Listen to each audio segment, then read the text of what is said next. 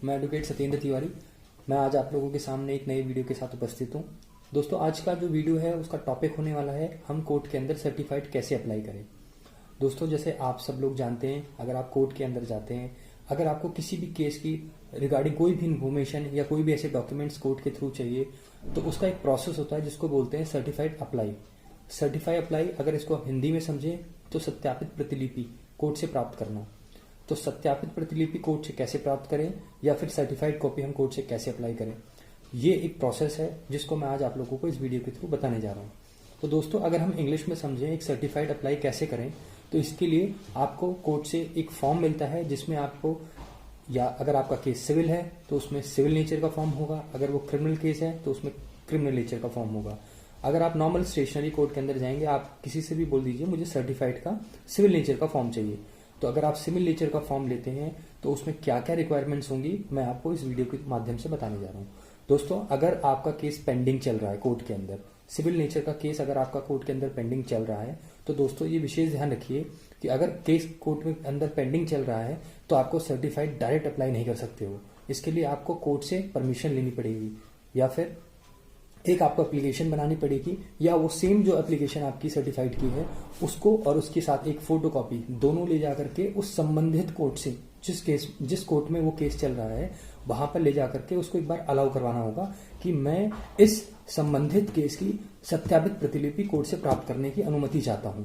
तो वो कोर्ट अगर उस पर सिग्नेचर करके अलाउ कर देती है तो आपके लिए सर्टिफिकेशन का या डॉक्यूमेंट्स का मिलना बहुत ज्यादा इजी हो जाएगा। और सेम केस क्रिमिनल नेचर में भी होता है। अगर आपका केस ऑलरेडी चल रहा है किसी कोर्ट के अंदर और आप सत्यापित को प्राप्त करना चाहते हैं तो सेम प्रोसेस के थ्रू आप सर्टिफिकेशन क्रिमिनल नेचर का फॉर्म फिल करें, उसके साथ एक फोटोकॉपी करवाएं और संबंधित कोर्ट में जिसमें वो केस चल रहा है वहां पर उसको लेके जाएं।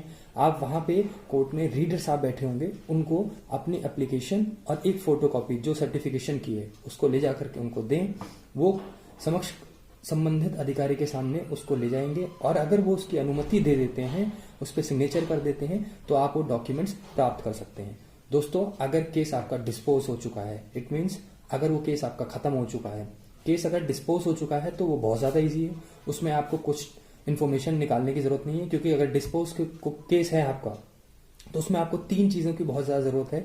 किस संबंधित अधिकारी के द्वारा ऑर्डर प्राप्त हुआ है, दूसरा वो किस डेट में डिस्पोज हुआ है, और अगर आपको उसके ऑर्डर की कॉपी चाहिए तो किसने और किस समय ये ऑर्डर पास किया गया था और उसमें संबंधित जो भी उसमें अधिवक्ता थे उनकी डिटेल्स। वैसे ज्यादातर अधिवक्ताओं की इसमें डिटेल की जरूरत नहीं है क्योंकि जो संबंधित कोर्ट उस समय थे उसकी इंफॉर्मेशन और इसमें किस डेट में ये डिस्पोज हुआ था केस या खत्म हुआ था, डिस्पोज या खत्म हुआ था केस, उस टाइम की आपको इन्फॉर्मेशन उस सर्टिफाइड फॉर्म के अंदर फिल करना होगा। अब दोस्तों, इसमें एक क्वेश्चन आता है कि अगर केस मेरा डिस्पोज हो चुका है और मैंने सर्टिफाइड अप्लाई कर दिया है, फिर भी मुझे सर्टिफिकेशन वाले बोल रहे हैं कि नहीं, ये आपका जो है संबंधित केस काफी दिन पहले ही डिस्पोज हो चुका है, इसके हमें डिटेल्स नहीं मिल रही हैं। तो दोस्तों, इसका मतलब क्या है कि आपका केस जो है वो 2 या 3 साल से ज्यादा पुराना केस डिस्पोज हुआ है, तो वो केस जो है वो रिकॉर्ड रूम में चला जाता है। दोस्तों, अगर 3 या 4 साल से पुराना अगर आपका केस है तो वो रिकॉर्ड रूम में चला गया, और रिकॉर्ड रूम के लिए एक घोषवारा नंबर चढ़ता है। किसी भी केस में अगर 3 से 4 साल पुराना केस हो जाता है तो उस केस को रिकॉर्ड रूम में भेज देते हैं, और इस रिकॉर्ड रूम की भी एक लिमिटेड टाइम पीरियड्स होता है जिस टाइम तक उसका रिकॉर्ड रखा जाता है। तो अगर आपका केस रिकॉर्ड रूम में चला गया है तो समझ लीजिए, एक इंपॉर्टेंट टर्म में जो बताने जा रहा हूं इस वीडियो के थ्रू वो है घोषवारा नंबर। तो अगर आपको घोषवारा नंबर नहीं पता है तो आपको संबंधित कोर्ट के थ्रू थोड़ा सा आपको पेन झेलना पड़ेगा। घोषवारा नंबर आपको निकालवाना पड़ेगा या फिर किसी अधिवक्ता साहब की आपको मदद लेनी पड़ेगी जिसके थ्रू अपने केस का घोषवारा नंबर निकलवाएं, और उस घोषवारे नंबर के थ्रू आप तब सर्टिफाइड अप्लाई करवा सकते हैं। तो दोस्तों, इस छोटे से वीडियो के थ्रू मैंने आपको सिविल क्रिमिनल के सर्टिफिकेशन का प्रोसेस बताया, कैसे सत्यापित प्रतिलिपि आप कोर्ट से प्राप्त कर सकते हैं। दोस्तों, किसी भी केस की जानकारी के लिए उस केस से जुड़ी हुई सारी सत्यापित प्रतिलिपि आपके पास होनी चाहिए। अगर आपके पास किसी केस से संबंधित डॉक्यूमेंट्स नहीं है तो उस केस को आगे आप प्रोसीड नहीं कर सकते हैं। तो दोस्तों, मुझे लगता है कि वीडियो आपके लिए बहुत जानकारी पूर्वक होगी। दोस्तों, ऐसे ही वीडियोस मैं आगे आप सबके लिए लेके आता रहूंगा। तब तक के लिए धन्यवाद, नमस्कार।